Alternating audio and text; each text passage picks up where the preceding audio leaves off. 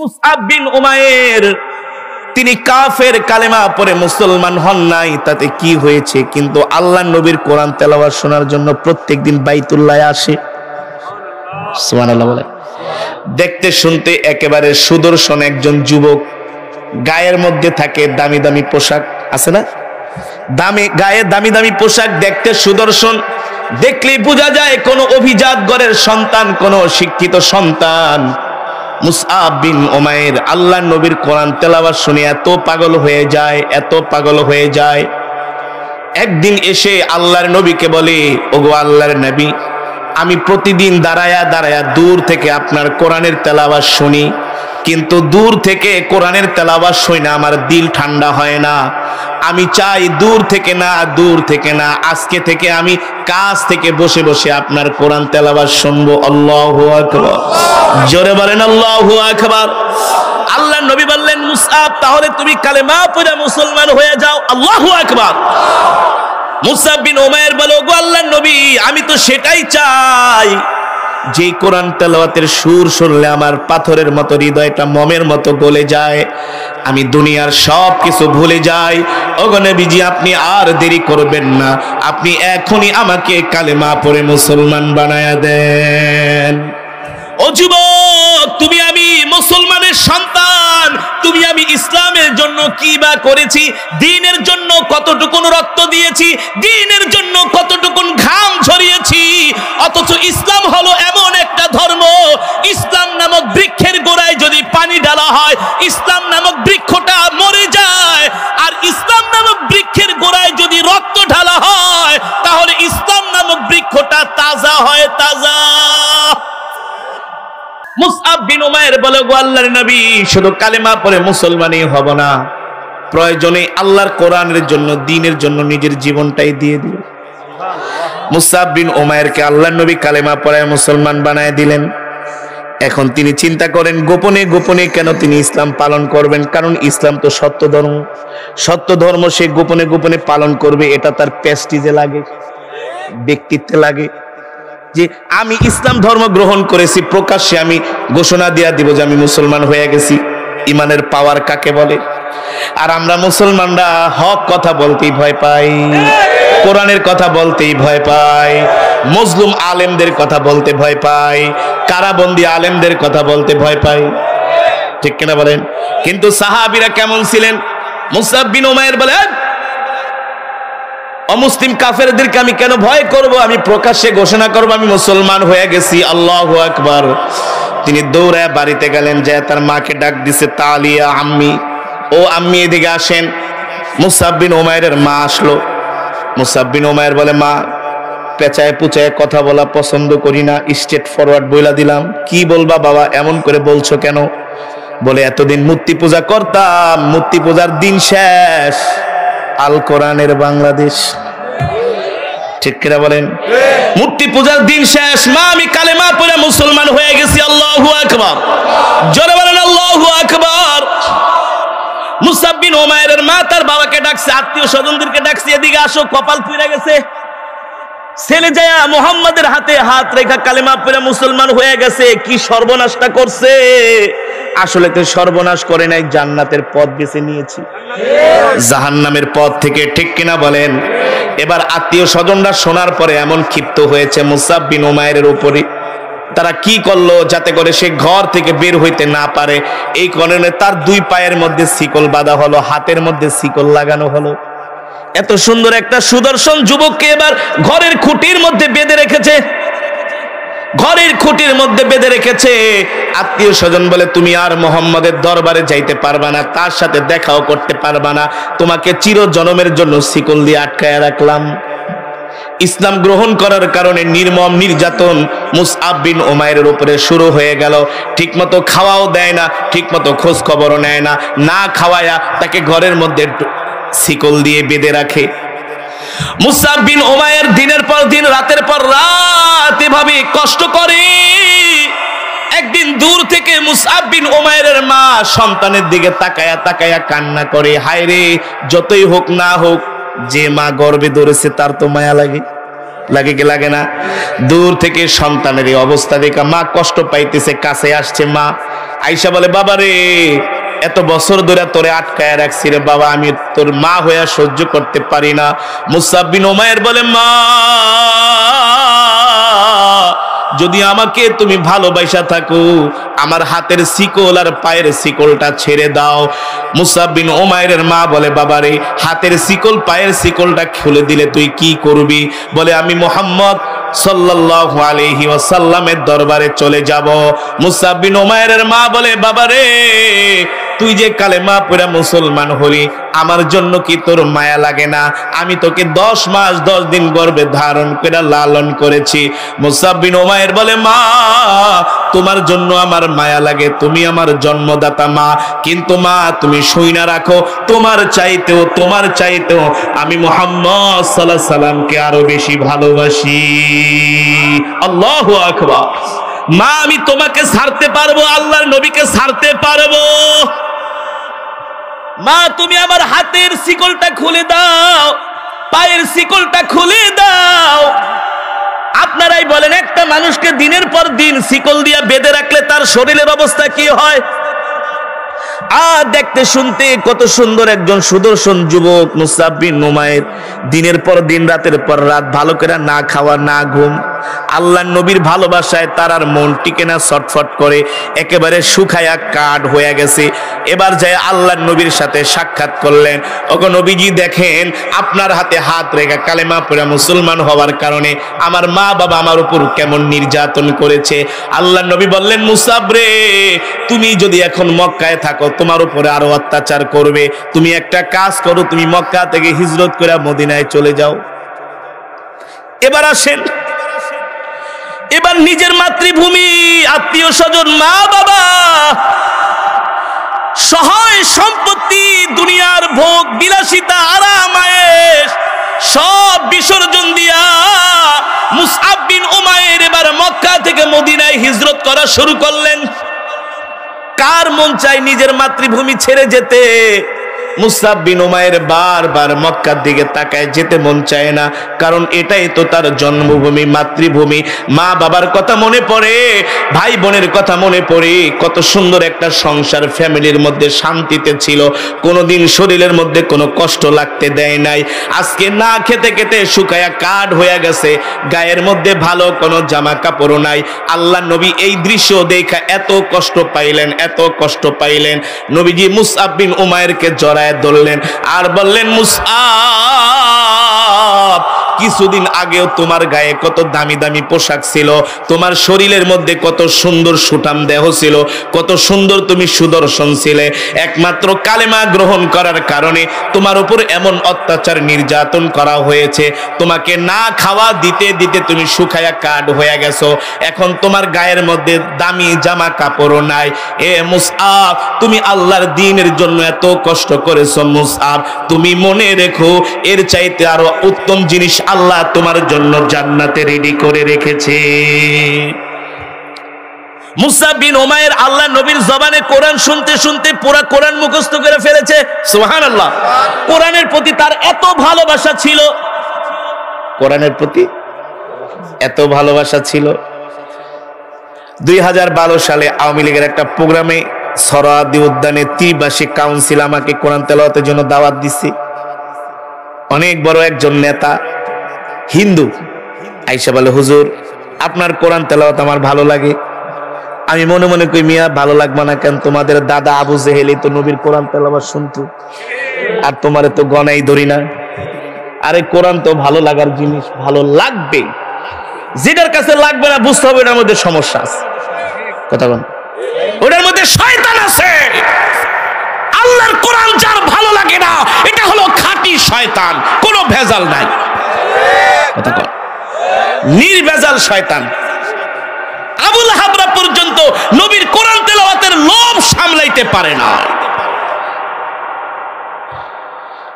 মুসআব বিন উমাইরকে আল্লাহ নবী বললেন মুসআব তুমি মদিনায় চলে যাও, আমিও কিছুদিন পরে আসতেছি।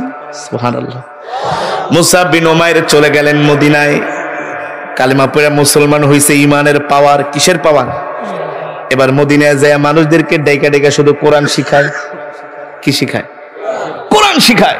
সাহাবীদেরকে ডেকে ডেকে কোরআন শিখায়। সে এখন কিছুদিন আগেও ছিল কাফের, এখন কোরআনের শিক্ষক হয়ে গেছে। আর জোরে কোন সুবহানাল্লাহ।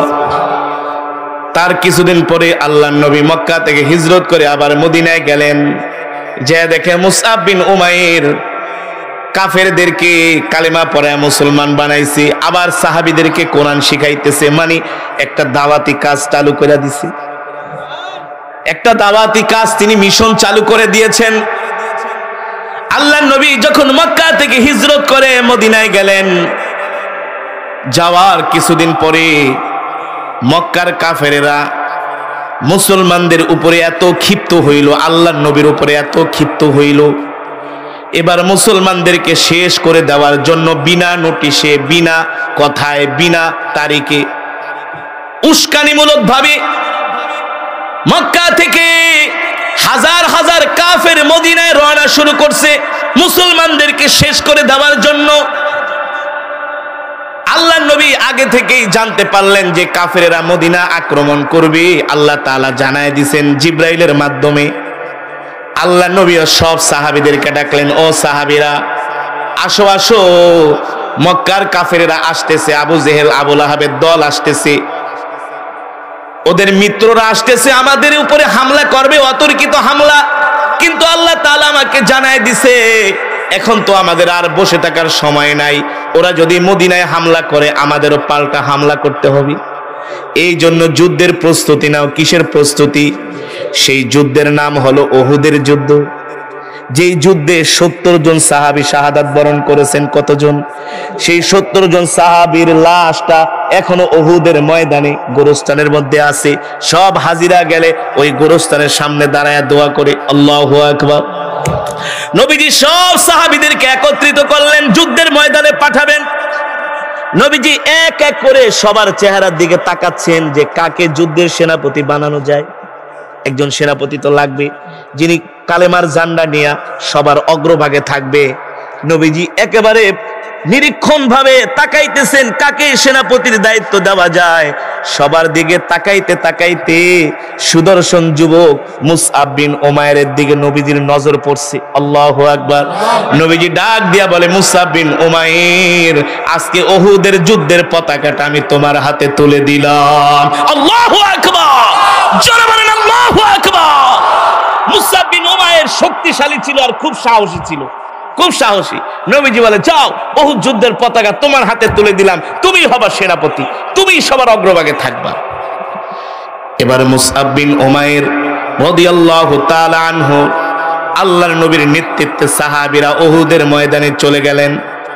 নবীজি এক একজনকে পাহারায় নিযুক্ত করলেন, তোমরা এখানে পাহারা দিবা, তোমরা এখানে পাহারা দিবা, আমার অনুমতি ছাড়া তোমরা কেউ পাহারা থেকে সরে যাবা না, যে যেখানে আছো সেখানেই থাকবা। মানে আমিরের নেতৃত্ব, আমিরের যে কোনো কাজ করলে একজন আমির লাগে, নেতা লাগে, লাগে কি লাগে না? আল্লাহর নবী এক একজনকে দায়িত্ব বন্টন করে দিলেন। মক্কার কাফেরেরা আসছিল বুক ভরা আশা নিয়া যে মুসলমানদেরকে শেষ করে দিবে, কিন্তু আল্লাহর নবী সাহাবীরা এমন ভাবে যুদ্ধ পরিচালনা করলেন, সকালবেলা যুদ্ধের ময়দানে নামার সাথে সাথে এক দৌড় খায়া মক্কার কাফেরেরা যুদ্ধের ময়দান থেকে ভয়ে পালায়ে গেছে।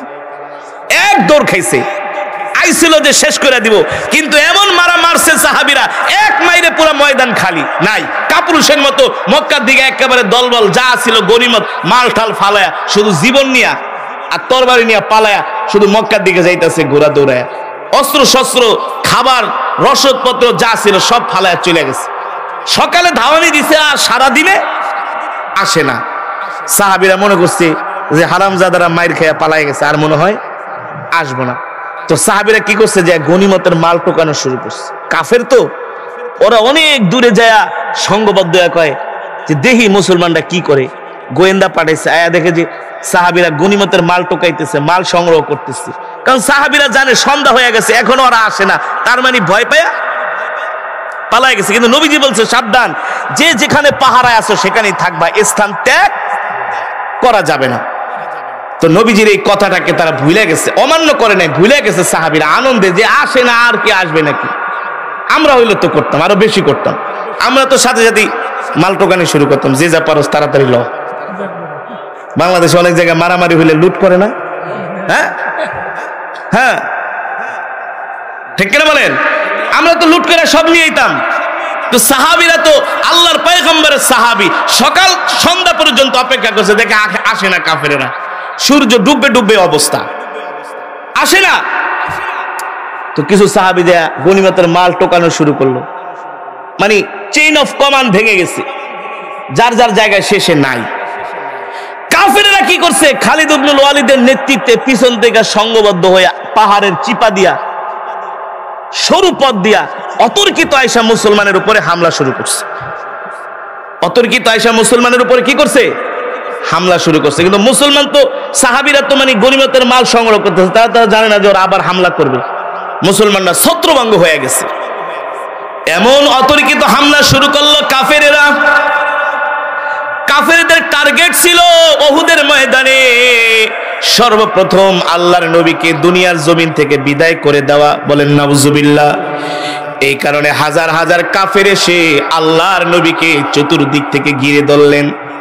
এই দৃশ্য যখন মুসআব বিন উমাইর দেখলেন, দূর থেকে তিনি এমন জোরে জোরে আল্লাহু আকবারের তাকবীর দিতেছেন, আল্লাহু আকবার, আল্লাহু আকবার, আল্লাহু আকবার, এমন জোরে জোরে তাকবীর দিতেছেন আর তরবারি এমন করে নাড়াইতেছেন।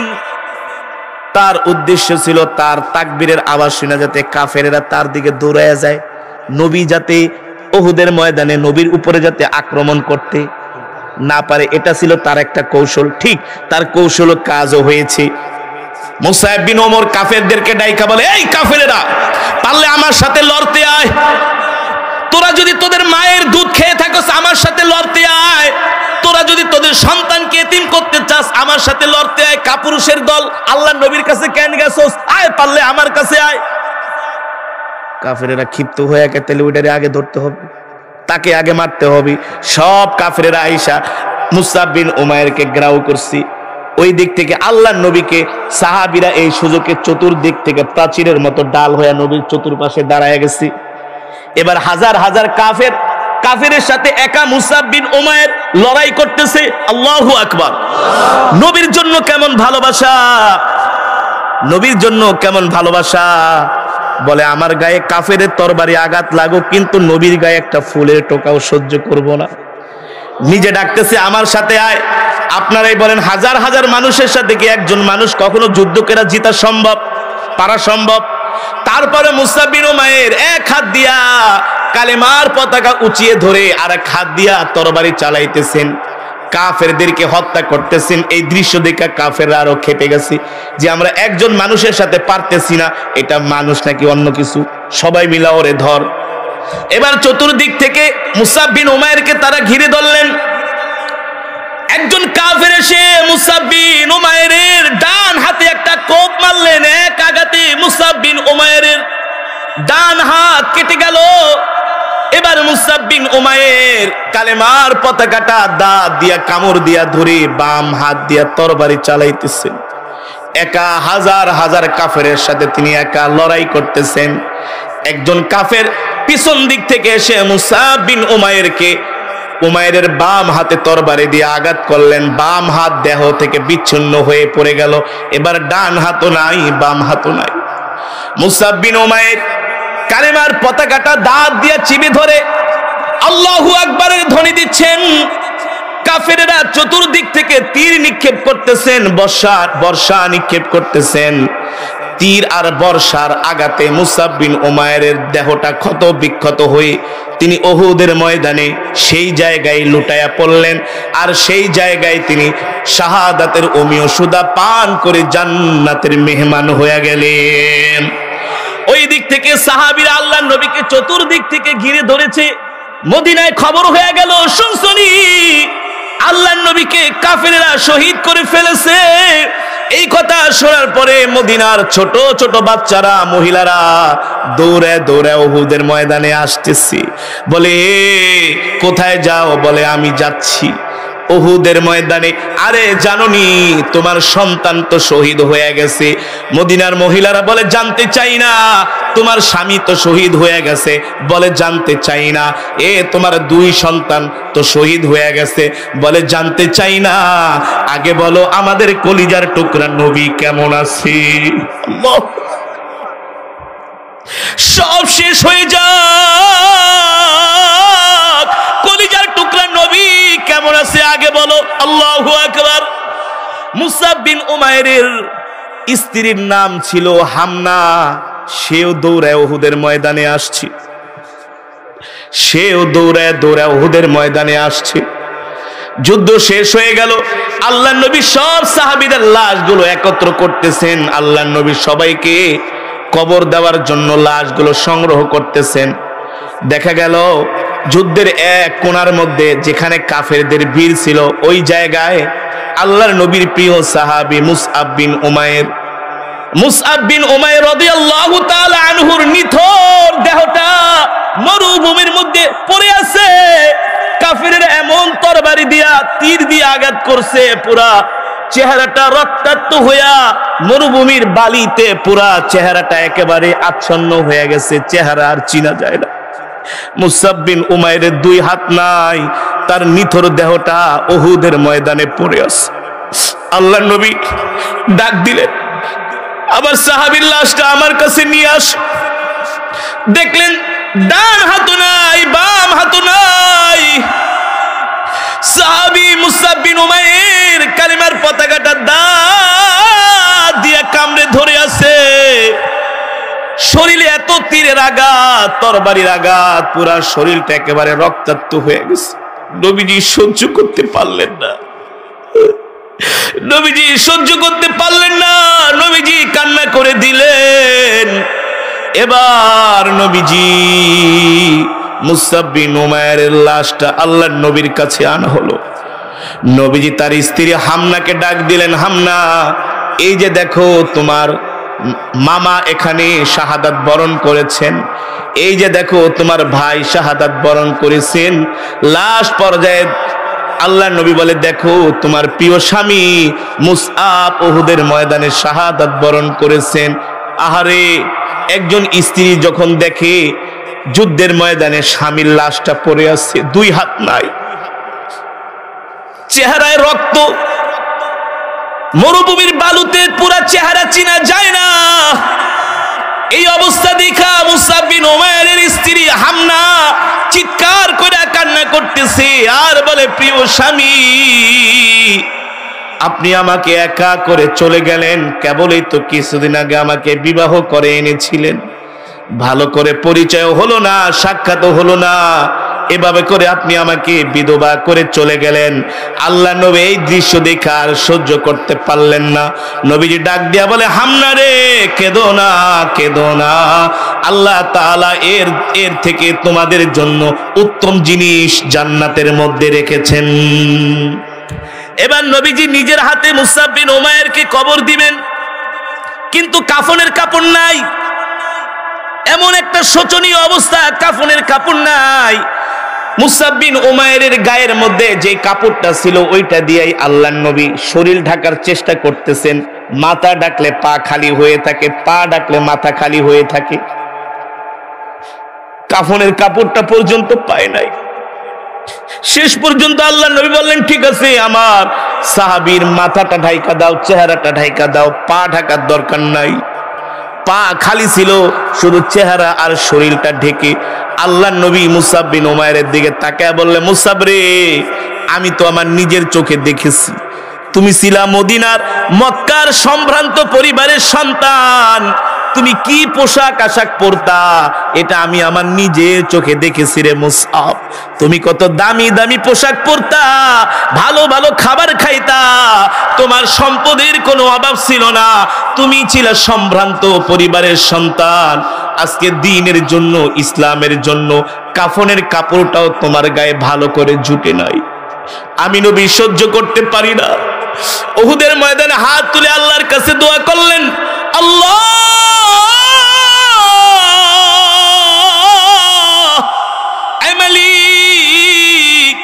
আমার এই সাহাবী দ্বীনের জন্য, ইসলামের জন্য এত কোরবানি করেছে, আল্লাহ তুমি তো দেখেছো আমার এই সাহাবীর গায়ে কত ভালো ভালো জামা ছিল, কিন্তু আমার সাহাবী ইসলাম গ্রহণ করার কারণে আজকে যুদ্ধের ময়দানে শহীদ হয়ে গেছে। আমার কলিজার টুকরা সাহাবীকে একটা কাফনের কাপড় দিয়েও আমি দাফন করতে পারলাম না। আল্লাহ, তুমি আমার এই সাহাবীর জন্য জান্নাতের মধ্যে উত্তম পোশাকের ব্যবস্থা করে দিও। আল্লাহু আকবার, জোরে বলেন আল্লাহু আকবার। মুসলমান, এই পৃথিবীতে ইসলাম প্রতিষ্ঠা এমনিই হয় নাই। এই পৃথিবীতে ইসলাম প্রতিষ্ঠা এমনিই হয় নাই। ইসলাম কচুরি পানার মতো ভেসে আসে নাই। ইসলাম যমুনা নদীর মতো ভেসে আসে নাই। ইসলাম এসেছে আল্লাহর নবীর রক্তের মাধ্যমে, সাহাবীদের জীবনের মাধ্যমে, ঠিক কিনা বলেন? আর সেই ইসলাম হেফাজত করার দায়িত্ব প্রত্যেকটা কালেমাওয়ালা মুসলমান, প্রত্যেকটা কালেমাওয়ালা মুসলমানের সেই ইসলাম হেফাজত করার দায়িত্ব। ইসলাম হেফাজত করার দায়িত্ব শুধু আলেমদের না, প্রত্যেকটা মুসলমান যুবকের, ঠিক কিনা বলেন? ঠিক না? আল্লাহু আকবার। ঘরে ঘরে আলো, আমরা আছি সেখানে, আমরা আছি সেখানে। ইসলাম হেফাজত হবে কিভাবে? ইসলাম হেফাজত হবে 5 ওয়াক্ত নামাজ পড়ার মাধ্যমে, 30টা রোজা রাখার মাধ্যমে, হজ কোরবানি করার মাধ্যমে, আল্লাহর বিধানগুলো মানার মাধ্যমে। কথা বলে কোরআনুল কারীম শিক্ষা, কোরআনুল কারীম তেলাওয়াত করার। আজকে আমাদের সন্তানদেরকে শিখানো হয় বানরের গল্প, ঠিক না? আমাদের সন্তানদেরকে শিখানো হয় বানরের গল্প। আমি চ্যালেঞ্জ করে বলতে পারি, আগে 1 2 3 4 5 6 7 8 9 পর্যন্ত প্রত্যেকটা স্কুলের পাঠ্য বইয়ের মধ্যে বিশ্বনবী সাহাবীদের গল্প ছিল, ছিল না? এই সব গল্পগুলো পরিকল্পিতভাবে উঠিয়ে দেওয়া হয়েছে ইসলামকে মুছে ফেলার জন্য, ঠিক কিনা বলেন? আজকে বানরের গল্প মুসলমানের দেশে বইয়ের মধ্যে, সিলেবাসের মধ্যে, সিলেবাসের মধ্যে বানরের গল্প আজকে পড়ানো হবে, শেখানো হবে। এই আন্দোলন শুধু হুজুরাই করতেছে। হুজুরা সব আন্দোলন করলে আপনারা কি শুধু গাঁজা খাবার লেগে আইছেন? রাগ করবেন না। আপনারা কেন আছেন? আজকে এর জন্য আলেমদেরকে রাজপথে নামতে হয়। এটা তো শুধু একা আলেমদের দায়িত্ব না, সারা পৃথিবীর বাংলাদেশের মুসলমানের দায়িত্ব, প্রত্যেকটা যুবকের দায়িত্ব। আজকে গ্রামে গ্রামে একটা টেন্ডেন্সি হয়ে গেছে, একটা ওয়াজ মাহফিল করলে মনে হয় ইসলাম বিজয় হয়ে যায়। এত সোজা না। একটা ওয়াজ মাহফিল করলে ইসলাম বিজয় হয় না। ইসলাম বিজয় হবে 5 ওয়াক্ত নামাজ পড়লে, সকাল সন্ধ্যা কোরআন তেলাওয়াত করলে। রাগ করতেছেন? রাগ করতেছেন? রাগ করেন না। হইছে অপারেশন, এখন অপারেশন না করে যদি নাপা ট্যাবলেট দিয়ে দেয় ভালো হবে? আজকে অনেক বড় সমস্যা আমাদের দেশে। আমরা ইসলামটাকে শুধু মসজিদ আর মাদ্রাসার মধ্যে রাখতে চাই, এর বাইরে ইসলামটাকে রাখতে চাই না। এই কারণে আমি আপনাদেরকে বলবো, যেমন ওয়াজ মাহফিল হয়, ওয়াজ মাহফিলে যেমন মানুষের সমাগম হয়, মসজিদও এমন মুসল্লির সমাগম হতে হবে। আমার কথাটা ঠিক না বেঠিক? ঠিক না বেঠিক? হ্যাঁ, জুমার নামাজে যেমন মুসল্লি হয়, 5 ওয়াক্ত নামাজে এমন মুসল্লি হতে হবে, ঠিক না? তাহলে ইসলাম হেফাজত থাকবে। কোরআন হাদিসের কোথাও নাই আল্লাহ ইসলাম হেফাজত করবে। ইসলাম হেফাজত করবে আল্লাহর বান্দারা, আপনাদের মতো মুসলমানেরা, ঠিক কিনা বলেন? আল্লাহর দ্বীন মানার মাধ্যমে। এই কারণে 5 ওয়াক্ত নামাজ পড়বেন, 5 ওয়াক্ত নামাজ জামাতের সাথে পড়বেন, 30টা রোজা রাখবেন, হজ করবেন, যাকাত দিবেন, যদি মাল থাকে, সম্পদ থাকলে হজে যাবেন, সকাল সন্ধ্যা জিকির করবেন। ওয়াজ শুনে গেলেন, প্যান্ডেলের বাইরে যাওয়ার পরে শেষ। প্যান্ডেলের বাইরে যাওয়ার পরে কি শেষ? আর মনে থাকে না, আর মনে থাকে না। 30 বছর ধরে ওয়াজ শোনে, কিন্তু সূরা ফাতিহাটাই সহি করে পড়তে, 30 বছর ধরে ওয়াজ শোনে, সূরা ফাতিহাটাই সহি করে পড়তে পারে না। ওয়াজ মাহফিলে আইসা কোন জায়গায় সুবহানাল্লাহ, কোন জায়গায় আলহামদুলিল্লাহ, কোন জায়গায় ইনশাআল্লাহ বলবো সেটাই জানে না। মানে মন দিয়া ওয়াজ শোনে না, শুধু সুরের মোর শোনায় হারায় যায়। মাহফিলে গেলে হুজুর এমন কেরাতে টান দিবেন যাতে মাইকে তারমার ছিঁড়া যায়, যাতে মানুষগুলা ঘর থেকে দূরে আয় পড়ে। এমন কেরাত পড়বেন যাতে চোখ দিয়া পানি চলে আসে, এমন ওয়াজ করবেন যাতে চোখ দিয়া পানি চলে আসে। আরে একদিনের ওয়াজই কি একেবারে হেদায়েত হয়ে যাবে? হ্যাঁ, আল্লাহ যাকে চান তাকে অবশ্যই হেদায়েত, কিন্তু হেদায়েত পাওয়ার জন্য তো 5 ওয়াক্ত নামাজটা আগে পড়তে হবে, ঠিক কিনা বলেন? আল্লাহ, এই কোরআন এমন এক কিতাব, এই কোরআনের বয়ান লাগে না, ওয়াজ লাগে না, তেলাওয়াত শুনেই কাফেররা মুসলমান হয়ে যায়। হয় কি হয় না? হয় কি হয় না? দৈনিক আমেরিকায় 150 থেকে 200-300 কাফের মুসলমান হচ্ছে, খ্রিস্টান দৈনিক। ওআইসির রিপোর্ট অনুযায়ী সারা পৃথিবীতে দৈনিক 7,500 থেকে 8,000 অমুসলিম কালেমা পড়ে মুসলমান হচ্ছে। আপনারা যমুনা টিভির একটা রিপোর্ট দেখেছেন, তারা আমেরিকার একটা সংস্থা বলেছে এভাবে যদি মুসলমান হতে থাকে 2050 সালের মধ্যে সারা পৃথিবীতে মুসলমান হবে সংখ্যাগরিষ্ঠ। তাহলে মুসলমানদের ঠেকাতে পারবে? মুসলমানদের সবচেয়ে বড় হলো অস্ত্র হলো আল কোরআন, ঠিক কিনা বলেন? আমি যে কোরআনুল কারীমের তেলাওয়াত করেছি, এই কোরআন আল্লাহর জবানের কালাম। আল্লাহ নিজে বলছেন যে আমার কোরআন শুনলে তোমাদের পাথরের মতো হৃদয়টা মোমের মতো গলে যায়। যায় কি যায় না? 2017 সনে আমাকে মালয়েশিয়ার একটা রাষ্ট্রীয় প্রোগ্রামে দাওয়াত করা হয়েছিল। সেই প্রোগ্রামটা হলো ইন্ডিপেন্ডেন্ট ডে, মানে স্বাধীনতা দিবস। মালাই ভাষায় বলা হয় মার্দেকা, মালাই ভাষায় বলা হয় মার্দেকা। তো আমি ওই অনুষ্ঠানে ওদের দেশে ইন্ডিপেন্ডেন্ট ডে, স্বাধীনতা দিবসে কোরআন তেলাওয়াতের আয়োজন করা হয়। আর আমরা ডিজিটাল জাতি তো, এই কারণে আমরা এলাম স্বাধীনতা দিবসে গান বাজনার আয়োজন করি, আর তারা কোরআন তেলাওয়াতের আয়োজন করে। তো আমি আসরের পরে মালয়েশিয়ার রাজধানী কুয়ালালামপুরে মালয়েশিয়ার বিখ্যাত মসজিদে জামেক, সেখানে আমি আসরের পরে তেলাওয়াত করছি। আমার নাম ঘোষণা করা হলো আল আন ইয়াকরাউ আমামাকুম মিন কোরআনিল কারীম কারি আশ-শাইখ সাইদুল ইসলাম আসাদ মিন বাংলাদেশ। আমি যখন তেলাওয়াত শুরু হলো, যখন আমি তেলাওয়াত শুরু করে দিলাম, শুধু হাই স্কেলে মাকামাত গুলো দিচ্ছি। আর এই দেশ, ওই দেশের সাউন্ড সিস্টেম তো আর এই দেশের মতন না, টান দিলে বয়া যায়। ওই দেশের সাউন্ড যত চাপ দেয় তত বের হয়। তেলাওয়াত করতেছি, তেলাওয়াত শুনে শুধু মুসলমান না, শতে শতে অমুসলিম ছেলে মেয়ে তারা মসজিদে জামেকের কম্পাউন্ডের ভিতরে ঢোকার জন্য তারা অনুমতি চাচ্ছে যে তোমাদের ধর্মগ্রন্থ আমরা শুনবো, আমাদেরকে তোমাদের মসজিদে ঢুকতে দাও। প্রতিপক্ষ বলতেছে যে তোমরা তো অমুসলিম, তোমরা যে ড্রেস পরে আছো, পোশাক পরে আছো, এই পোশাক পরে আমাদের পবিত্র মসজিদে ঢোকা নট অ্যালাউ। ওরা কি আমাদের মা বোনদের মতো পোশাক পরে নাকি? হ্যাঁ, ওরা যে পোশাক পরে এগুলা দেখলে ওযু নষ্ট হয়ে যায়। তো মসজিদের থেকে কিছু ইউনিফর্ম আছে, বোরকার মতো পোশাক, এগুলো ওদেরকে পরিয়ে তারপর মসজিদে ঢুকানো হয়।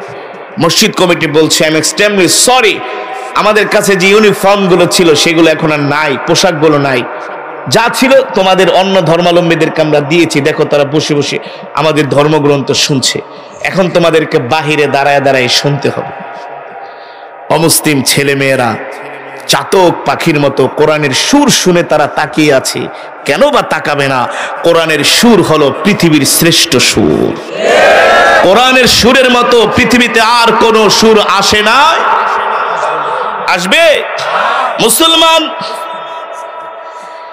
এই কারণেই তো আল্লাহ রাব্বুল আলামিন কোরআনের মধ্যে বলেছেন ওয়া নুনাজ্জিলু মিনাল কোরআনি মা হুয়া শিফাউ ওয়া রাহমাতুল লিল মুমিনিন ওয়া লা ইয়াজিদুয যালিমিনা ইল্লা খাসারা। আল্লাহ রাব্বুল আলামিন বলেন, নবী আমি আল্লাহ আপনার উপর যেই কোরআন নাজিল করেছি, এই কোরআন আমি মুমিনের শেফার জন্য, মুক্তির জন্য নাজিল করেছি, ঠিক কিনা বলেন? কোরআন হলো আমাদের জন্য শেফা, কোরআন হলো আমাদের জন্য মুক্তি, কোরআন হলো আমাদের জন্য মেডিসিন। একজন চোর চুরি করে দুনিয়ার কোনো আইন আদালত দিয়া তাকে কোনোদিন ভালো করতে পারবেন না। একজন মদখোর মদ খায়, ইয়াবা খায়, ফেন্সিডিল খায়, গাঁজা খায়, এই সমস্ত যারা নেশায় অ্যাডিক্টেড, যারা নেশাগ্রস্ত, এদেরকে পৃথিবীর কোনো ডাক্তার দিয়া ভালো করতে পারবেন না। একজন মানুষ দুর্নীতি করে, দুর্নীতিবাজ পৃথিবীর কোনো আদালতের মাধ্যমে বিচার করে দুর্নীতি রোখা যাবে না। এই সমস্ত অপরাধ যদি রুখতে হয় তাহলে মানুষদেরকে আল্লাহর কোরআন শিখাতে হবে। আল্লাহর কোরআন শিখলে, আল্লাহর কোরআন শিখার পরে অটোমেটিকলি তাদের অন্তরের মধ্যে একটা ভয় পয়দা হবে। কার ভয়? আরো আসতে বলেন, কার ভয়? আল্লাহর ভয়। সে যদি রুমের মধ্যে বৈশা জিনা করে, দরজা লাগায় দেয়, সিসি ক্যামেরাও নাই, পৃথিবীর কেউ দেখলো না, কিন্তু সে যদি আল্লাহকে ভয় করে, মনে মনে ভাববে, হায় রে, আমি যদি এখানে বৈশা জিনা করি, ব্যভিচার করে, পৃথিবীর কোনো সিসি ক্যামেরা দেখলো না, কোনো মানুষ দেখলো না, ইন্নাল্লাহ সামিউম বাসির, কিন্তু আমার আল্লাহর চোখ ফাঁকি দেওয়া সম্ভব? সম্ভব? সম্ভব না। আমি ছোটবেলায় আগে ওযু করলে, যখন মক্তবে পড়তাম হেফজখানায়, কল জোরে ছাড়তাম, কল ছেড়ে প্রচুর পানি বের করে ওযু করতাম, বুঝতাম না। তো আমি যখন হেফজ শেষ করে যখন মাওলানা পড়া শুরু করেছি, তখন একদিন আমি তাফসীরের ঘন্টার মধ্যে আমার ওস্তাদ আমাদেরকে তাফসীর পড়াচ্ছেন আর বলতেছেন, শোনো, অপচয়কারী শয়তানের, ইন্নাল মুবাযযিরিনা কানু ইখওয়ানাশ শায়াতিন, যে অপচয় করে সে শয়তানের ভাই। কিছু মানুষ আছে দেখবেন, অর্ধেক খায় অর্ধেক জুটা করে, আছে না? অর্ধেক পানি খায়া ফালায় দেয়, আছে না? একটা কোকোকোলা নিচে অর্ধেক খেয়ে ফেলে দিচ্ছে, এগুলো অপচয়। এগুলো কি? তারপরে কিছু মানুষ তো খেতেই পায় না, সে অপচয় করে, অথচ কিছু বনি আদম না খায়া মরে, আছে না? তো আমি একদিন ওযু করতেছি, তো কলটা জোরে ছেড়ে দিয়েছি আগের মতো। হঠাৎ করে আমার মনে পড়ছে যে তাফসীরের মধ্যে তো আমি পড়েছি যে অপচয়কারী শয়তানের ভাই। এখন আমি কল ছাইরা জোরে জোরে ওযু করতেছি, প্রচুর পানি পড়তেছে, অথচ এত পানি আমার দরকার। দেখবেন মসজিদের কল কিছু মুসল্লিরা আইসা গপ করে ছাইরা দেয়, নিজে ওযু করে আর চারজনকে ভিজায়, অথচ সে চাইলে কলের টেপটা একটু আস্তে করে ছাড়তে পারে। আস্তে করে পানি ছাড়লে কিন্তু ওযু করে আরো আরাম, আর জোরে ছাড়লে কিন্তু পানি গায়ে লাগে না, খালি ছিটা যায় পানি স্পিডের কারণে, আর আশেপাশের মানুষগুলারও ভিজায় আর পানিও কিছু গেলে আবার চিতা যাবে। ওই তোমার কি? যদি বলেন ভাই কলটা একটু আস্তে আস্তে, তোর কি? ডাইরেক্ট দেখবেন কাউন্টার দিবে, তোর কি? কিন্তু তার মধ্যে যদি আল্লাহর ভয় থাকে যে আমি এই যে কল ছেড়ে পানি অপচয় করতেছি, হতে পারে এই কারণে হাসরের ময়দানে আল্লাহর কাছে হিসাব দিতে হতে পারে, তখন সে কি এই পানি অপচয় করবে? করবে? এখন তো পানি অপচয় তো দূরের কথা, হাজার হাজার কোটি টাকা মাইরা খায়, তাতেই ভয় পায় না। কিন্তু আল্লাহ ছাড় দেয়, ছেড়ে দেয় না। আল্লাহ ছাড় দেয়, হ্যাঁ, হিসাব কিন্তু দিতে হবে, কড়ায় গন্ডায় হিসাব দিতে হবে। কার দরবারে? মুসলমান। এই কারণেই আল্লাহ রাব্বুল আলামিন আমার নবীকে কোরআন দিয়া মক্কার জমিনে পাঠালেন হাবিব।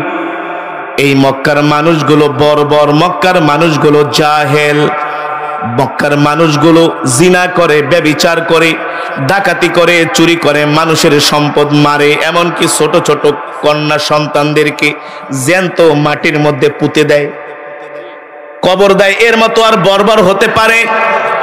এই জাতিকে যদি ভালো করতে হয়, পৃথিবীর অন্য কোনো মেডিসিন দিয়া, ডাক্তার কবিরাজ, আইন আদালত দিয়া ভালো করা যাবে না। এদেরকে যদি ভালো করতে হয় একমাত্র আল্লাহর কোরআন দিয়েই ভালো করতে হবে। তাহলে হাবিব আপনি কি করেন? অনুনাজ্জিলু মিনাল কুরআনি মা হুয়া শিফাউ ওয়া রাহমাতুল লিল মুমিনিন। এই কোরআনের মেডিসিন সবার মধ্যে ঢুকায় দেন, সবাইকে আপনি কোরআনের দাওয়াত দেন, দ্বীনের দাওয়াত দেন। ইয়া আইয়ুহার রাসূল বাল্লিগ মা উনজিলা ইলাইকা মির রাব্বিক ওয়া ইল্লাম তাফআল ফামা বাল্লাগতা রিসালাতা ওয়াল্লাহু ইয়াসিমুকা মিনান নাস।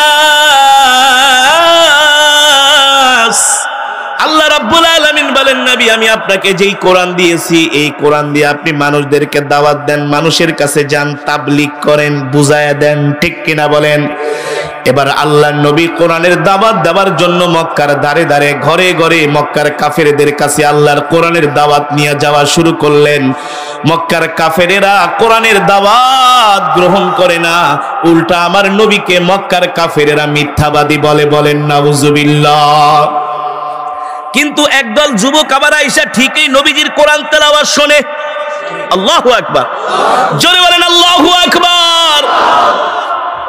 সেই 1450 বছর আগ থেকে শুরু করে অদ্যাবধি পর্যন্ত কোরআনের বিরুদ্ধে বিরুদ্ধচারণকারী ছিল, আছে কিয়ামত পর্যন্ত।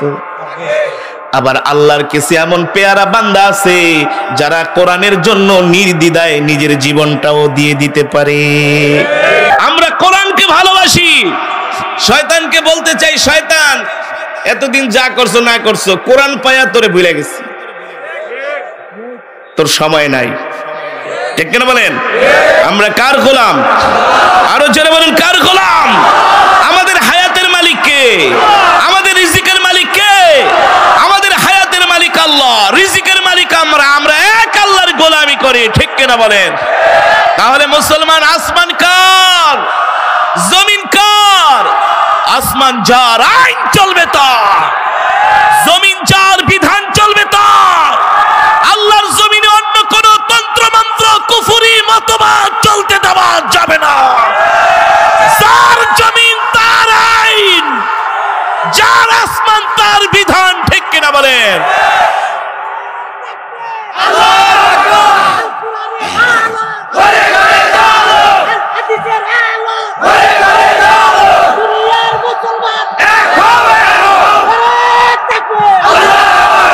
মুসলমান, আমাদের ঈমানের বলে বলিয়ান হতে হবে, আমাদের ঈমানের শক্তিতে শক্তিমান হতে হবে। ঠিক কিনা বলেন? নরম ওয়াজের দিন শেষ। নরম ওয়াজের এখন আর নরম ওয়াজ করে লাভ নাই, বাদ দেন। মুসলমান জিহাদের ময়দানে নামবে, কারণ মুসলমানের কোরআন পোড়ানো হয়, এই দৃশ্য কোন মুসলমান সইতে পারে না। কোরআনের জন্য মুসলমান জীবন দিতে পারে। ঠিক কিনা বলেন? পারে কি পারে না? আমরা আল্লাহর কোরআনের জন্য হাসি মুখে জীবন দিতে পারি। কি মুখে? এই কথা বলে না কেন? আমরা হাসি মুখে আল্লাহর কোরআনের জন্য জীবন দিতে পারি। আমরা নবীর ইজ্জতের জন্য ফাঁসির কাস্টে ঝুলতে পারি। ঠিক কিনা বলেন? আমরা ইসলামের জন্য সন্তানকে এতিম করতে পারি, স্ত্রীকে বিধবা করতে পারি।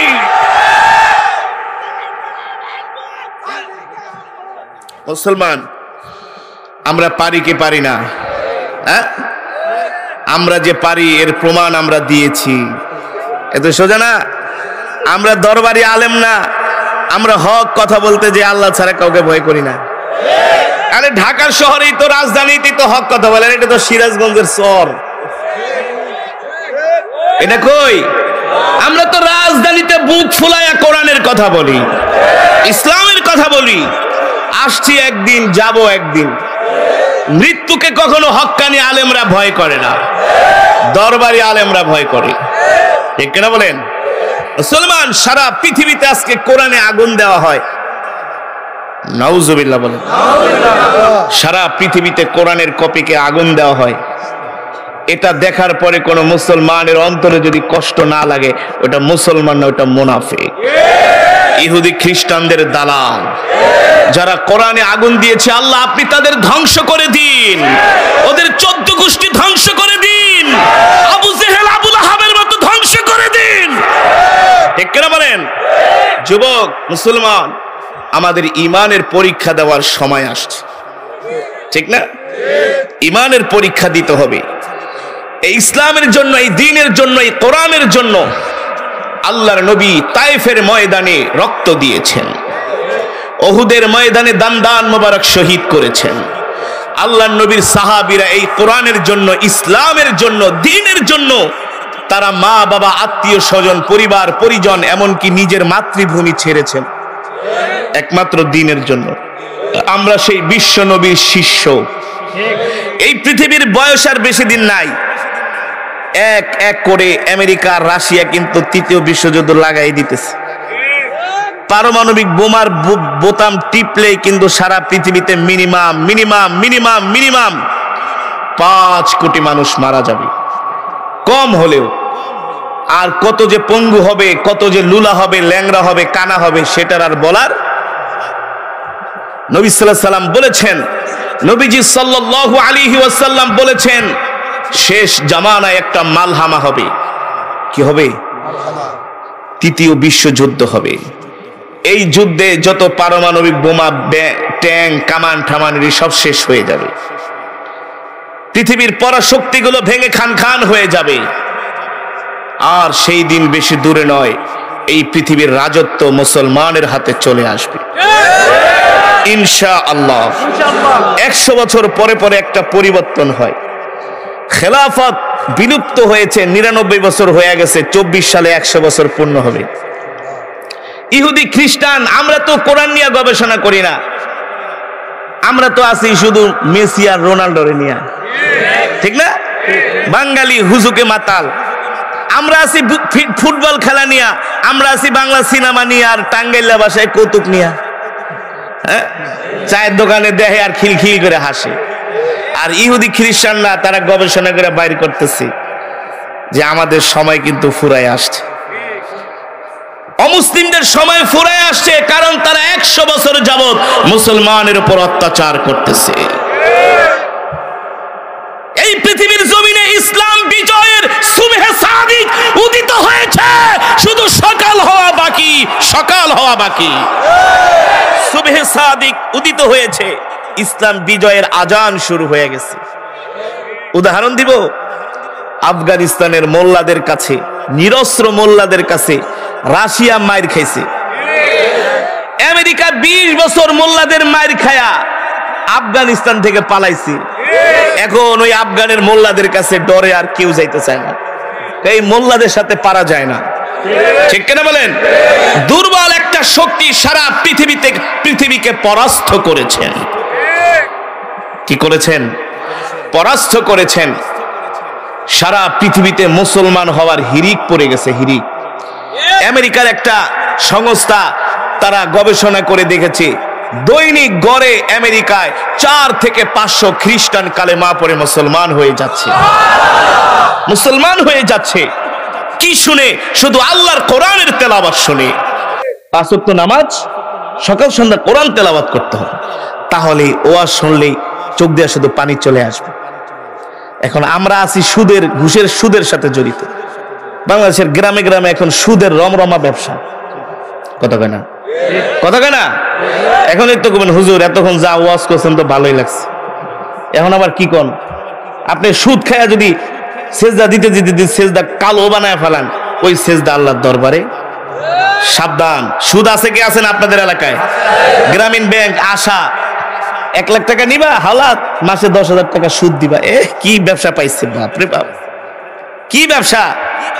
সুদের মাহাজন, সুদখোর, ঘুষখোরদের ইবাদত আল্লাহর দরবারে কবুল হবে না, ঠিক কিনা বলেন? ইসলাম হেফাজত হবে কিসের মাধ্যমে? সুদ ঘুষ বন্ধ করতে হবে, হালাল রিজিক খেতে হবে। রাজি আছেন ইনশাআল্লাহ? আমলি জিন্দেগি গঠন করতে হবে। 5 ওয়াক্ত নামাজ জামাতের সাথে পড়বেন, ফজরের নামাজ সহ। রাজি আছেন? কে রাজি আছেন? হাতটা উঠান, সোজা করে উঠান। নারায়ে তাকবীর। মাঝখানে 2-4টা হাত এখনো সোজা হয় নাই, অর্ধেক উঠাইছে, মানে অর্ধেক নামাজ পড়বো। আরে ভাই, আমাদের সাথে চালাকি করে কি পারবেন? হাত সোজা করেন, ইমানদারের মতো সোজা করেন। আল্লাহ কবুল করতে পারে কি পারে না? বলেন আল্লাহ। 5 ওয়াক্ত নামাজ পড়বো, আল্লাহ তৌফিক দেন, আল্লাহ কবুল করে নেন, আমাদেরকে আল্লাহ কবুল করে নেন। হাত নামান, পড়বেন তো ভাই? হাতে ধরি, পায়ে পড়ি। যদি বলেন হুজুর আয় পায়ে ধরেন, পায়েও ধরতে পারেন। যদি বলেন হুজুর পায়ে ধরেন, 5 ওয়াক্ত নামাজ পড়ুন, পায়েও ধরতে পারেন ইনশাআল্লাহ। পড়বেন তো 5 ওয়াক্ত নামাজ? পড়বেন তো ইনশাআল্লাহ? মুসলমান যুবকেরা, রাসূলের সাহাবী, রাসূলের জন্য জীবন দিছে, শুনাইলাম না মুসআব বিন উমাইরের ঘটনা? আল্লাহু আকবার। তা ইসলামের জন্য, নবীর জন্য যদি এত জীবনটা দিয়ে দিতে পারে, আমরা কি সেই নবীকে ভালোবাসি না? যদি নবীকে সত্যিকারে ভালোবাসেন, আজকের মাহফিল থেকে আমি কয়েকজন আল্লাহর নবীর আশেক চাই, যারা দাঁড়ায় বলবে হুজুর নবীকে ভালোবাসি, নবীর মহব্বতে আজ থেকে আর দাড়িতে খুল লাগাবো না, দাড়ি রাখবো। কয়জন যুবক আছেন ক্লিন শেপ, যে হুজুর যান নবীর মহব্বতে দাড়ি রাখবো, আর দাড়িতে খুল লাগাবো না? কয়জন যুবক? দাঁড়াতে হবে, দাঁড়াতে হবে। যারা দাড়ি রাখবেন দাঁড়ান, নারায়ে তাকবীর। একজন। আর কয়জন? দাঁড়ায় থাকেন, বসবেন না, দাঁড়ায় থাকেন। এই গরু খাওয়া যুবক দাঁড়াও, নারায়ে তাকবীর। নাম কি? মোহাম্মদ জাহিদুল ইসলাম, আল্লাহ কবুল করুন। এই বসে, এই দাঁড়ান। আমি এত ওয়াজ করলাম, আমি হরণে না, তুমি দাঁড়ায় থাকো। নাম কি? আমিরুল ইসলাম, আল্লাহ কবুল করেন। এই জোরে বলেন আমিন, আরো জোরে বলেন আমিন। নাম কি? মনিরুল ইসলাম ভাই, আল্লাহ কবুল করেন। আর কে আছেন? নাম কি? মাশাআল্লাহ, ছোট্ট ভাই, নাম কি তোমার? হাবিব ইসলাম, আল্লাহ কবুল করুন বলি আমিন। এটা সরাও। ক্লিন শেপ না, দাড়ি একটাও তো নাই, দুই একটা আছে, দাড়ি রাখবা তো? আল্লাহ কবুল করুন বলি আমিন। আর কে আছে? দাঁড়ায় না কেন? এই যারা দাড়ি রাখবা, আল্লাহ রিজিকের ব্যবস্থা করে দেবো, চাকরির ব্যবস্থা করে দেবো, সুন্দর বিয়া করতে পারবা, সুন্দর বউ পাইবা। দাঁড়াও দাঁড়াও, এই দাঁড়ান। আর কয়েকজন যুবক যে হ্যাঁ হুজুর নবীকে মহব্বত করি, নবীর জন্য দাড়ি রাখবা, নবীর ভালোবাসা। এই সংগঠনের ছেলেরা কোথায়? আত্মাহিদের ছেলেরা কোথায়? এই আত্মাহিদের ছেলেরা, সদস্যরা হাত উঠাও। কয়জন দাড়ি রাখবা? হাত উঠাও। দাড়ি আর কাটবেন না, হ্যাঁ? নারায়ে তাকবীর। তোর নাম কি? এই তোর তো বয়স নেই। এই সংগঠনের ছেলেরা কোথায়? কিছু কিছু বলাকে আরে হুজুরের দাওয়াত দিয়া দি, বিপদে পড়লাম। আরে বেটা, তোকে এই দাওয়াত বেড়া ডেইলি আমার 1000 কল আহে। আমি তো এখানে প্রোগ্রাম দিয়ে তোমাদের প্রতি দয়া করছি। সিরাজগঞ্জ শহরে প্রোগ্রাম রাখি না, তাও ওয়াদা দিছি, এই কারণে আসছি। নিয়ামত মনে করো, দাঁড়িয়ে রাখো, হাত উঠাও। মাশাআল্লাহ। নাম কি ভাইয়া? ইয়াকুব আলী ভাই, আল্লাহ কবুল করুন বলি আমিন। আরেকজন হাত উঠাইলো, দাঁড়াইতে হবে, এত অলস কে? নাম কি ভাইয়া? সোহেল ভাই, আল্লাহ কবুল করুন বলি আমিন। মোহাম্মদ রফিকুল ইসলাম ভাই, আল্লাহ কবুল করুন বলি আমিন। কি রে বসে পড়ছে কে? আরে আপনাদের চেহারা তো দেখতেছে ফেরেশতারা। দাঁড়ান না, যারা দাঁড়িয়ে এত অলস, দাঁড়ান দাঁড়ান দাঁড়ান। আরে কি মনে করছেন? এই হানান একটা দাঁড়াইছিল, দাঁড়িয়ে রাখনের লেগে সব দাঁড়ায় থেকে বসবে না। আল্লাহু আকবার। আপনাদের এই চেহারাগুলো আল্লাহর নবীর সামনে উপস্থাপন করা হচ্ছে, ফেরেশতারা নিয়ে গেছে যে নবী দেখেন আপনার মহব্বতে দাঁড়িয়ে রাখবে। আরে দাঁড়িয়ে রাখা কি এত সোজা নাকি? দাঁড়িয়ে রাখলে আকাম সাকাম করা যায় না, ঠিক না বলেন? রাসূলের সুন্নাত। আরে যারা রাসূলের সুন্নাত দাঁড়িয়ে রাখে না, এগুলো হলো ভুয়া। মুখে মুখে মুসলমান দাবি করে, নবীর আশিক দাবি করে, নবী যে হাসরের ময়দানে সুপারিশ করবে না, বলে তুই আমার উম্মত, কই তোর মুখে তো দাড়ি নাই। এতই সোজা। জান্নাত কি এই টাঙ্গাইলের চমচম, বগুড়া দই? এত সোজা না। এত সোজা হইলে, হ্যাঁ। নাম কি ভাইয়া? আমার কলিজার টুকরা ভাই মতিউর রহমান, আল্লাহ কবুল করুন বলি আমিন। দাঁড়ায় থাকেন মতিউর রহমান ভাই, দাঁড়ায় থাকেন। কষ্ট হইতেছে?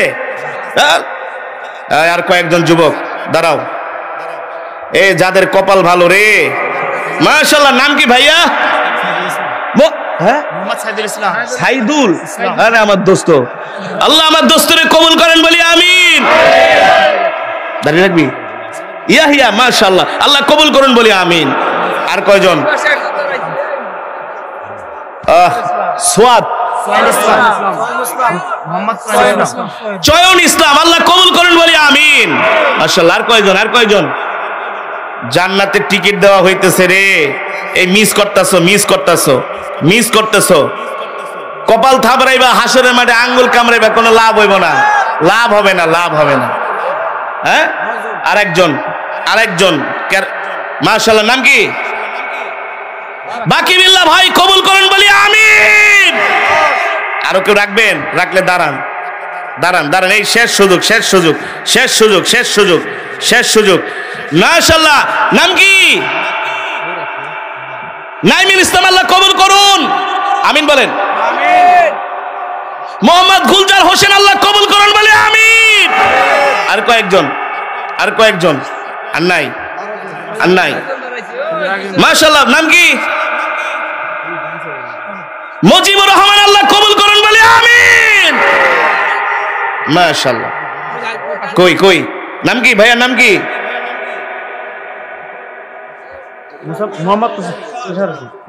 মোহাম্মদ তুষার হোসেন। দাড়ি রাখবে, আল্লাহ কবুল করুন বলি আমিন। বাস কয়জন হয়েছে? 14 জনের জন্য আমি খাস করে দোয়া করব, যেগুলা দাঁড়ায় নাই কপাল পোড়া। এখনো সময় আছে, 10 সেকেন্ড। দেখি ইমানের পরীক্ষা হচ্ছে। এই তুই বড় হইলে রাখিস, তোর লাগে দোয়া করে দিলাম। মাশাআল্লাহ। নাম কি? তারেক হোসেন। তারেক ভাইরে কবুল করুন বলি আমিন। এখানে কে দাঁড়াইছে? মোহাম্মদ হাসিবুর রহমান, আল্লাহ কবুল করুন বলি আমিন। আর কয়েকজন দাঁড়ান। এই ভাই দাঁড়ান। নজর পড়ে গেছে ভাই, নজর পড়ে গেছে ভাই। আল্লাহ কবুল করে নিচ্ছে। দাঁড়ান, দাড়িটা রাখেন। আপনাকে বলছি রাখেন। জান্নাত পাবেন, রাখেন। নবীর সুপারিশ। এই মিয়া দাঁড়ান। মোহাম্মদ আশরাফুল ইসলাম, আল্লাহ কবুল করুন বলি আমিন। দাড়ি রাখলে যদি বউ রাগ করে, ওর সাথে সংসার করা জায়েজ নেই। আমি ফতোয়া দিই। নাম কি? আব্দুল হান্নান ভাই, আল্লাহ কবুল করুন বলি আমিন। আর কে? সুজন জাহাঙ্গীর। তোমার নাম কি? আবুল বাশারকে আল্লাহ কবুল করুন বলি আমিন। জাহাঙ্গীর ভাইকে আল্লাহ কবুল করুন বলি আমিন। 20 জন হয়েছে। মাশাআল্লাহ। বসো। মাশাআল্লাহ। এই সদস্য নাম কি? হ্যাঁ মাশাআল্লাহ, আল্লাহ কবুল করুন। মিলন সরকারকে আল্লাহ কবুল করুন বলি আমিন। বিশ্বাস করেন, যারা আজকে দাড়ি রাখার নিয়ত করছে, এখন বুঝতেছেন না, চোখ দুইটা বন্ধ হইলে দাড়ি রাখবেন। নাম কি? সাইফুল ইসলামকে আল্লাহ কবুল করুন বলি আমিন। বসেন। চোখ দুইটা বন্ধ হইলে বুঝবেন, কবরে আত্মীয় স্বজন, মা বাবা কেউ যাবে না। হাসরের ময়দানে কেউ থাকবে না একমাত্র আল্লাহর নবী ছাড়া। নবীজির জন্য দাড়িটাই রাখতে পারেন না, নবী সুপারিশ করবো, ফেরেশতারা লাথি মেরে জাহান্নামে পালাই দিবে। তো তুই মুনাফিক। হক কথা কইলেই খারাপ লাগে নাকি? খালি মিষ্টি ওয়াজ, আর হক কথা শুনলে আর ভাল লাগে না। যারা এখনো দাড়ি রাখেন নাই, হাতে ধরি পায়ে পড়ি, এতদিন যে দাড়ি রাখেন নাই, দাড়ি ছাড়ছেন, কবিরা গুনাহ হয়েছে, কবিরা গুনাহ। আল্লাহর কাছে তওবা করে দাড়িটা রাখা দিয়েন। আর যে 20 জন দাড়ি রাখা, 21 জন দাড়ি রাখার নিয়ত করছে, আল্লাহ তাআলা তাদের কবুল করুন বলি আমিন। নবীজির আশিক হিসাবে কবুল করুন বলি আমিন। আল্লাহর বান্দারা সকাল সন্ধ্যা কোরআন তেলাওয়াত করবেন, 5 ওয়াক্ত নামাজ পড়বেন, ইসলাম অনুযায়ী চলবেন, সাহাবীদের মতো ইসলামের জন্য জান মাল সময় আমরা কোরবানি করব। ঠিক কিনা বলেন? আল্লাহ তাআলা আমাদের তৌফিক দান করুন বলি আমিন। দুরূদ শরীফ পড়ুন। আল্লাহুম্মা সাল্লি আলা মুহাম্মাদ ওয়া আলা আলি মুহাম্মাদ كما صليت على إبراهيم وعلى آل إبراهيم إنك حميد مجيد اللهم بارك على محمد وعلى آل محمد كما باركت على إبراهيم وعلى آل إبراهيم إنك حميد مجيد سبحان الله وبحمده سبحان الله العظيم। আমরা সকলের জন্য প্রাণ খুলে দোয়া করব। আজকে যে সংগঠনের উদ্যোগে মাহফিল হয়েছে, কি ব্যাপারে? সোনাউল্লাহ ব্যাপারে 1 বস্তা সিমেন্ট আল্লাহ তাআলা কবুল আর মঞ্জুর করুন। আজকের মাহফিল যে সংগঠনের উদ্যোগে হয়েছে, আমরা এই সংগঠনের প্রত্যেকটা সভাপতি, সেক্রেটারি, সদস্যবৃন্দ, অত্র এলাকার ধর্মপ্রাণ মুসলমান, আপনাদের সকলের জন্য আমরা প্রাণ খুলে দোয়া করব ইনশাআল্লাহ। اللهم آمين الحمد لله رب العالمين والصلاة والسلام على سيد الأنبياء والمرسلين وعلى آله وصحبه أجمعين ربنا ظلمنا أنفسنا وإن لم تغفر لنا وترحمنا لنكونن من الخاسرين ربنا آتنا في الدنيا حسنة وفي الآخرة حسنة وقنا عذاب النار رب العالمين মেহেরবানি করে আজকের মাহফিলকে কবুল আর মঞ্জুর করে নেন। আয় আল্লাহ, এই মাহফিলের সওয়াব কোটি কোটি গুণ বাড়ায়া সর্বপ্রথম প্রিয় নবীজির সোনার মদিনায় পৌঁছে দেন। প্যারা নবীজির পরিবার পরিজন আহলে বাইতদের আরওয়াহ পাকের হাদিয়া পৌঁছে দেন। আল্লাহ যে সমস্ত সাহাবায়ে কেরাম রাদিয়াল্লাহু তাআলা আনহুদের রক্তের বিনিময়ে ইসলাম প্রতিষ্ঠা হয়েছে, বদরের সাহাবী, উহুদের সাহাবী, খন্দকের সাহাবী, সমস্ত সাহাবায়ে কেরামের আরওয়াহ পাকের হাদিয়া পৌঁছে দেন। আয় আল্লাহ, জান্নাতুল মুআল্লা, জান্নাতুল বাকিতে যারা শুয়ে আছেন সকলের আরওয়াহ পাকের হাদিয়া পৌঁছে দেন। বাবা আদম থেকে শুরু করে আজ পর্যন্ত যত মুমিন মুমিনাত, মুসলিম মুসলিমাত যারা অন্ধকার কবরে মাটির নিচে শুয়ে আছেন, আল্লাহ সকলের আরওয়াহ পাকের হাদিয়া পৌঁছে দেন। মেহেরবানি করে আল্লাহ আমাদের যাদের জনম দক্ষিণী আব্বা জান আম্মা জান দুনিয়ার জমিনে বেঁচে নাই, আব্বা আম্মার কবরকে জান্নাতের বাগান বানায়া দেন। দাদা দাদি নানা নানি আত্মীয় স্বজন পাড়া প্রতিবেশীকে মাফ করে দেন। আয় আল্লাহ, অত্র এলাকার গোরস্থানে মাটির নিচে যত মুর্দেগান শুয়ে আছে সকল কবরবাসীর কবরে আযাব মাফ করে দেন। আয় আল্লাহ, সকল কবরবাসীর কবরকে জান্নাতের বাগান বানায় দেন। আল্লাহ, হযরত সাহাবায়ে কেরামের মতো আমাদের ঈমান দিয়া দেন। আয় আল্লাহ, 5 ওয়াক্ত নামাজ আমাদের জামাতের সাথে আদায় করার তৌফিক দিয়া দেন। আপনার হুকুম মেনে চলার তৌফিক দিয়া দেন। আয় আল্লাহ, আজকের মাহফিলে যারা হাজার হাজার টাকা দান করেছেন সকলের দানকে কবুল আর মঞ্জুর করে নেন। আল্লাহ, যারা লিখিয়েছেন ওয়াদা করেছেন সকলের দানকে কবুল আর মঞ্জুর করে নেন। আজকের মাহফিল কুশিলা করে আল্লাহ আপনি আমাদেরকে হেদায়াত দিয়া দেন। আয় আল্লাহ, সকলের মনের নেক আশাগুলো পূর্ণ করে দেন। যারা অসুস্থ সুস্থতা দান করে দেন। দূর দূরান্ত থেকে আপনার বান্দারা আসছে, একজনকেও খালি হাতে ফিরায় দিয়েন না। মেহেরবানি করে জীবনের সব গুনাহগুলো মাফ করে দেন। আয় আল্লাহ, অনেক দাড়ি পাকা বৃদ্ধ বাবারা হাত উঠেছে, আল্লাহ আপনি তাদেরকে কবুল করে নেন। অনেক মা বোনেরা আমাদের সাথে হাত উঠিয়েছে, মা বোনদেরকে কবুল করে নেন। এই মাহফিল এই মসজিদকে আল্লাহ কিয়ামত পর্যন্ত কবুল করে নেন। আল্লাহ, প্রত্যেকটা ঘরের মধ্যে রহমত বরকত নাজিল করে দেন। যারা অসুস্থ সুস্থতা দান করে দেন। আল্লাহ, যারা ঋণগ্রস্ত ঋণ পরিশোধ করার তৌফিক দিয়ে দেন। আয় আল্লাহ, দুনিয়ার জিন্দেগিটা আমাদের জন্য সহজ করে দেন। আল্লাহ, দুনিয়ার জিন্দেগি আমাদের জন্য কঠিন করিয়েন না। দুনিয়ার জিন্দেগিটা আমাদের জন্য সহজ করে দেন। আয় আল্লাহ, 5 ওয়াক্ত নামাজ যেন জামাতের সাথে আদায় করতে পারি, আল্লাহ তৌফিক দিয়া দেন। আয় আল্লাহ, বেশি বেশি করে যেন নেক আমল করতে পারি, তৌফিক দিয়া দেন। আয় আল্লাহ, আমার যে কলিজার টুকরা যুবক ভাইরা দাড়ি রাখার নিয়ত করেছি, আল্লাহ তাদেরকে কবুল করে নেন। আল্লাহ তাদেরকে কবুল করে নেন। সকলের জীবনটাকে আল্লাহ শান্তিতে ভরপুর করে দেন। যারা দাড়ি রাখে নাই এখনো, আল্লাহ আপনি তাদের হেদায়াত নসিব করে দেন। নবীজির মহব্বত তাদের দিলের মধ্যে ঢুকায় দেন। অনেক মা বোনেরা দূর দূরান্ত থেকে আসছে, মা বোনদেরকে কবুল করে নেন। মা বোনদেরকে 5 ওয়াক্ত নামাজ জামাত আল্লাহ সঠিক টাইমে পড়ার তৌফিক দিয়া দেন। সকাল সন্ধ্যা কোরআন তেলাওয়াত করার তৌফিক দিয়া দেন।